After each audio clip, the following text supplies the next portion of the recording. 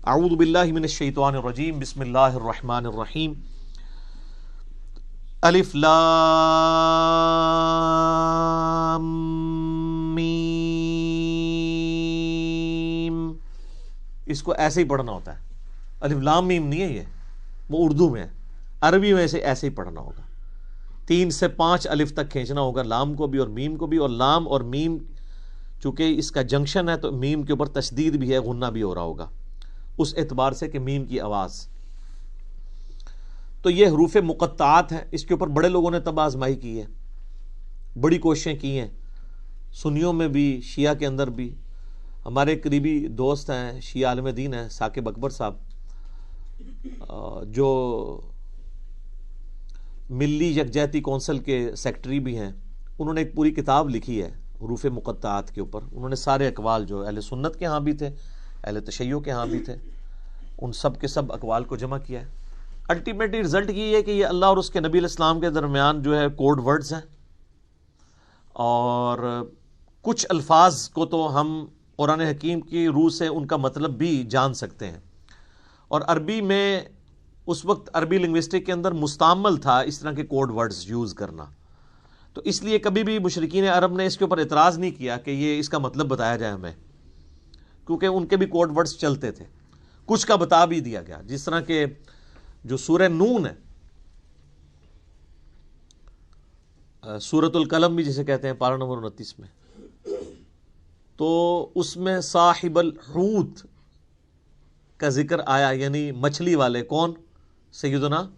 یونس علیہ السلام۔ اور سورہ الانبیاء میں حضرت یونس کا نام ہے ذن نون،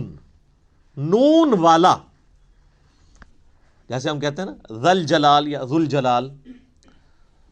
حالت رفع میں پڑھا جائے گا ذل جلال، جلال والا اللہ کا نام ہے،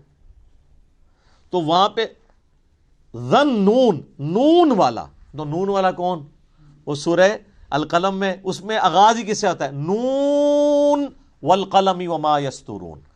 تو اس پہ تو اجماع امت ہے کہ وہاں نون سے مراد مچھلی ہے، اور عرب میں اس طرح کے کوڈ ورڈز یوز ہوتے تھے۔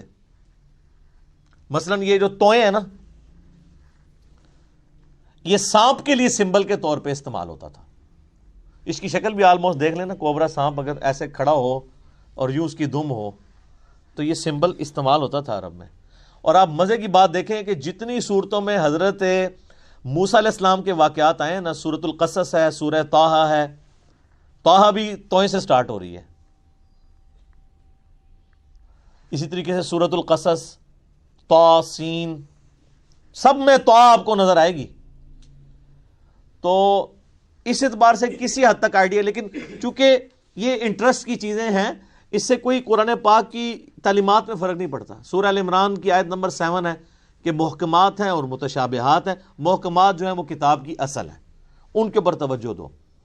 اور جو متشابہات ہیں ان کا معاملہ چھوڑ دو، ان کے اوپر ایمان لے کے آؤ، بس اللہ کے حضور دعا کرتے ہیں اہل ایمان، ربنا لا تزغ قلوبنا بعد اذ ہدیتنا وہب لنا من لدنک رحمہ انک انت الوہاب،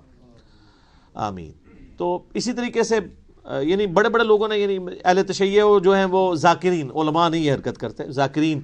الف لام میم سے آل محمد مراد لیتے ہیں، اور اسی طریقے سے بعض جو اہل علم ہیں شیعہ اور سنیوں کے ہاں، وہ کہتے ہیں الف جو ہے یہ اللہ کے لیے ہے، اور جو میم ہے یہ محمد کے لیے ہے، اور لام جو ہے وہ جبرائیل کی جو لام ہے نا اینڈ پہ، اور وہ کہتے ہیں یہ چیز یعنی اسٹیبلش تھی کہ جب کوئی کسی کی طرف خط لکھتا تھا نا، تو اس کے کوڈ ورڈ کے طور پہ جو لکھنے والا ہے اس کے نام کا بھی پہلا حرف لیا جاتا تھا، اور جس کی طرف لکھا جاتا ہے اس کے نام کا بھی پہلا حرف لیا جاتا تھا، اور جو بیچ میں میسنجر ہوتا تھا لے کے جانے والا اس کے نام کا آخری حرف ہوتا تھا، تو وہ بالکل فٹ ان بیٹھتا ہے، اللہ کا پہلا حرف الف، اور محمد کا پہلا حرف میم صلی اللہ علیہ وآلہ وسلم، اور جبرائیل کا آخری حرف لام۔ تو یہ بڑے لوگوں نے اس کے اوپر کام کیا ہے، ایون امام ابن تیمیہ نے بھی اس کے اوپر کافی تباہ آزمائی کی ہے، بڑے لوگوں نے کیا ہے۔ تو اتنی گفتگو کافی ہے میرا خیال ہے۔